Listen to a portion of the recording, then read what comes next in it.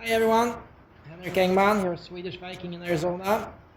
I am here working on that motorcycle tank with the bead rolling on, and I'm going to show you a little bit what we've done. As you can see, we have the eagle bead rolled in, and this is what's causing problems now, because this piece would be really easy, but fairly easy to roll out in the English wheel if I could do the whole surface in the English wheel. But now I have the eagle here, so I can't roll this part in the wheel. That makes it much harder to get the edges down and get the curve along the edges here without getting like a ridge here and the eagle getting too flat. So yeah, it's a little bit of a challenge. We have a couple of things we're going to do now together, and as you see, it's actually following the jig pretty good, but I have a little bit more shape on this side than on the other side. The rear corners here has to go down, so we have to get this edge down and more radius on it. I also have spotted here, I have like a dip here and a little dip here. I don't know if you can see them, but yeah, it's you can see it's a little bit of a dip there. And you know, you've seen people doing sandbag and hammer, and I've actually figured out you can do that even if you have a bead rolled eagle already. And a while ago I actually made a little hole in my sandbag, in my leather sandbag, so that one is going to repair. What can you do then? Or I'm gonna put you down here. Yeah, you just take a little cement bag. Be careful with your edges, but the cement bag works exactly the same way as a leather bag. You see, I marked the areas I want to push up a little bit. So just plastic mallets and your bag, and hammer a little bit.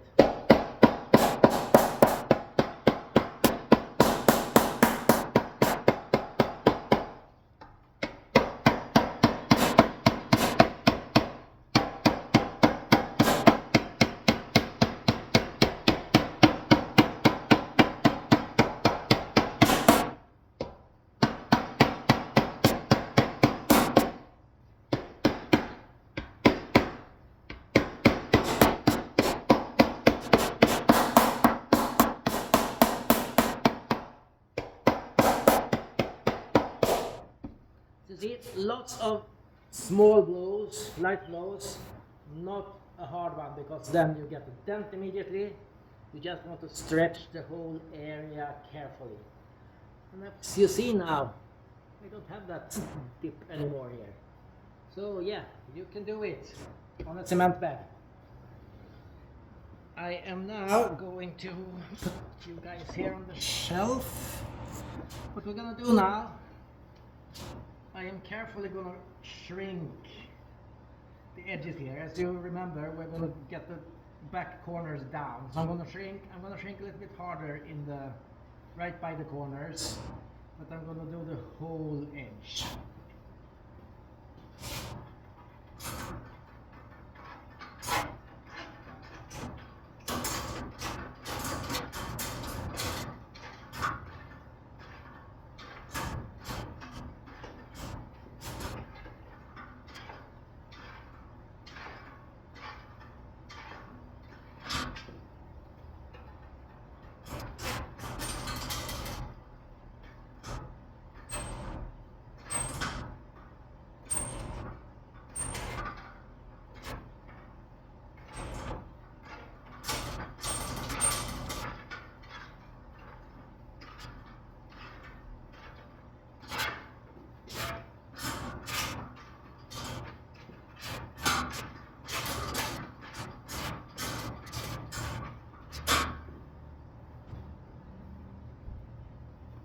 So, as you see now, we probably have more. I'm gonna put it on a little jig, see what happens.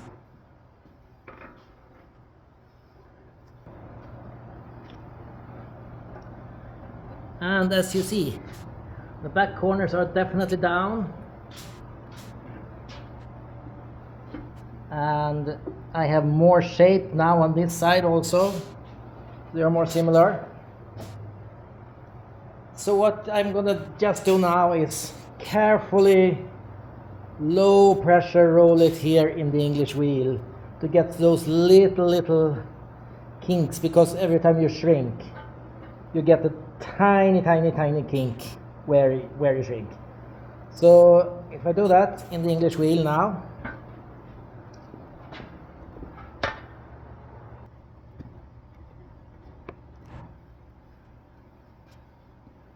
you see I have a really high radius lower wheel. I put it in and hardly no pressure at all. I'm just gonna smooth those kinks out. I'm not gonna stretch the metal. So very low pressure.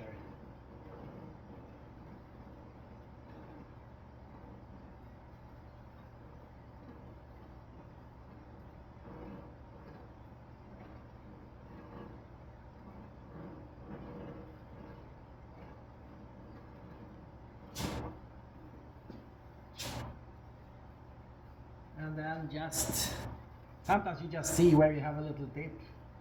Just bend it with your thumbs, tiny bit where you want it. And we're gonna. I have made some markings on the jig, so I put the metal in the same positions every time. And as you see now, we have contact here. It's following the jig. It needs to get down a little bit on, see, a little bit on this side, but now it's twisted. So just gonna bend it a little bit like that, and both sides look the same. So this is how you do it. You just have to go back and forth, shrinking, rolling, hammering a little bit, shrinking, rolling, hammering, and checking all the time. So yeah, that's it for that part.